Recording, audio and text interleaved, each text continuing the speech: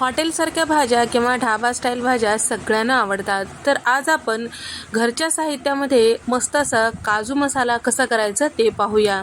Hotel चवीची भाजी घरच्या घरी कसं बनवायचं ते पाहूया. त्यासाठी इथे मी एका कढईमध्ये पाणी गरम करायला ठेवलेलं आहे.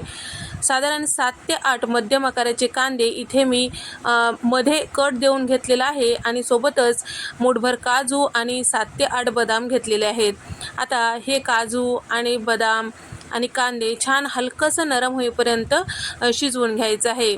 तर या ठिकाणी तुम्ही बघू शकता हलकंसं हे नरम झालं की आपल्याला या पद्धतीने पलटून घ्यायचं आहे, जेणेकरून सगळीकडून छान असं शिजेल. याच्या पाकळ्या वेगळं झालं की कांदा हलकंसं नरम वाटू लागलं की आपल्याला ताटामध्ये काढून घ्यायचं आहे. या पद्धतीने हे उकडून घेतल्यामुळे ग्रेव्हीला छान अशी चव येते. आता थंड करायला एका ताटामध्ये काढून घेऊया. आणि सोबतच आता काजू मसाला किंवा काजूची भाजी म्हटलं की काजू आलाच. तर इथे मी कपभर इतकं काजूच्या पाकळ्या करून घेतलेल्या आहे या पद्धतीने.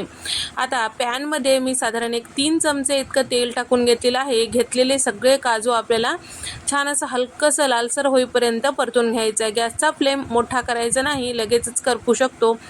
अगदी थोडंसं कलर चेंज झालं की आपल्याला ताटामध्ये काढून घ्यायचं आहे, कारण याचा रंग आणखीन थोडंसं थंड झालं की डार्क रंग येतो.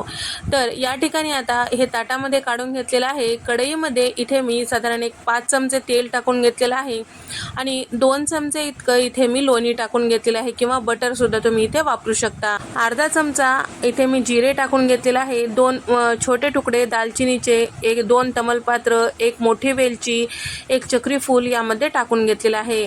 तर इथे मी 2 चमचे इतकं रेग्युलर आपली जे मिरची वापरतो तिखटासाठी ते वापरलेलं आहे. 1 चमचा इथे बेडगे मिरची वापरलेला आहे. अर्धा चमचा हळद, 1 चमचा धने पावडर आणि अर्धा चमचा भाजलेले जिऱ्याची पूड आणि सोबतच 1 चमचा इथे मी गरम मसाला टाकून घेतलेला आहे.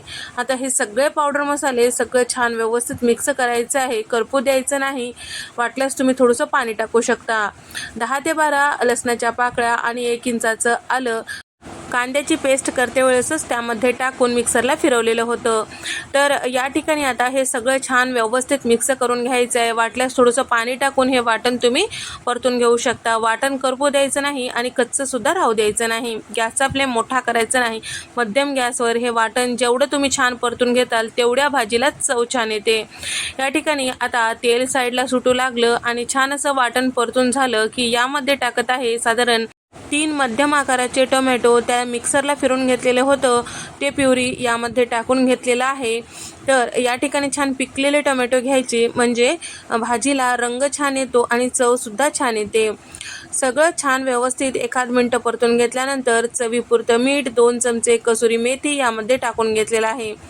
ते सुद्धा सोबतच छान व्यवस्थित मिक्स करून घेतलेलं आहे. आता झाकण ठेवूया. तेल साईडला सुटेपर्यंत आपल्याला हे वाटण छान असं शिजवून घ्यायचं आहे. वाटणातून जेव्हा तेल साईडला सुटतो तर तेव्हा समजून घ्यायचं की आपलं वाटण छान व्यवस्थित असं परतल्या गेलेलं आहे, कच्चं राहिलेलं नाही. तर जे आपण काजू परतून घेतलेलं होतं ते काजूसुद्धा मी यामध्ये टाकून घेतलेलं आहे. लगेचच पाणी टाकायचं नाही. काजू मसाल्यामध्ये छान असं व्यवस्थित 1 मिनिट परतून घ्यायचं आहे. 1 मिनिट परतून घेतलं की थोडंसं पाणी टाकायचं, म्हणजे वाटण करपणार नाही आणि सगळे जिन्नस छान असं व्यवस्थित मिक्स होतील. तर या ठिकाणी आता सगळं छान व्यवस्थित मिक्स करून घेतलेलं आहे. आता झाकण ठेवूया. आणखीन 1 मिनिटासाठी छान असं शिजून घेऊया. आता आपल्या घरच्या घरी घरच्या साहित्यात आपण हे भाजी करत आहोत. त्यासाठी 1 कपभर इतकं इथे मी दुधावरची साय घेतलेली आहे. तुम्ही फ्रेश क्रीमसुद्धा वापरू शकता. ते फ्रेश क्रीम आपल्याला घरच्या घरी तयार करायची आहे, म्हणून दुधावरची साय मिक्सरला हलकंसं पल्स मोडवर फिरवून घ्यायचं आहे. त्यानंतर भाजीमध्ये मिक्स करायचं आहे. तर हॉटेल किंवा ढाबा स्टाईल भाजी अशा पद्धतीने केल्यामुळे चव तशीच येते. तर या ठिकाणी आता हे दुधावरची सायसुद्धा छान व्यवस्थित मिक्स करून घ्यायचं. रंगसुद्धा मस्त येतो आणि चवसुद्धा भारी लागते. तर सोबतच यामध्ये पाणी टाकून घेत आहे. तर अशा पद्धतीच्या भाज्या फारसं पातळ नसतात. ताटात ठेवलं की ते इकडं तिकडं जाऊ नये या पद्धतीने, म्हणजेच एकाच ठिकाणी राहावे या पद्धतीने पाणी टाकायचं. थोडीशी दाटसर आणि लफतपी अशी भाजी असेल तरच हे भाजी खायला मस्त लागते.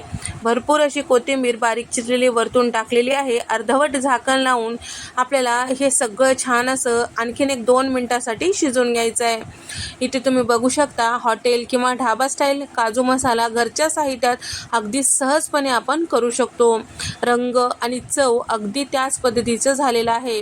वरच्या साईडला ज्या पद्धतीने हॉटेलमध्ये सर्व करतात त्याच पद्धतीने क्रीम किंवा या पद्धतीने दुधावरची साय थोडंसं फेटून टाकायचं, म्हणजे दिसायलाही भारी दिसतं. तुम्हाला जर अशा साध्या सोप्या रेसिपीज आवडत असतील तर व्हिडिओला लाईक करा, शेअर करा आणि सबस्क्राईब करायला मात्र विसरू नका. नंतरच्या रेसिपीमध्ये भेट देऊया. तोपर्यंत नमस्कार.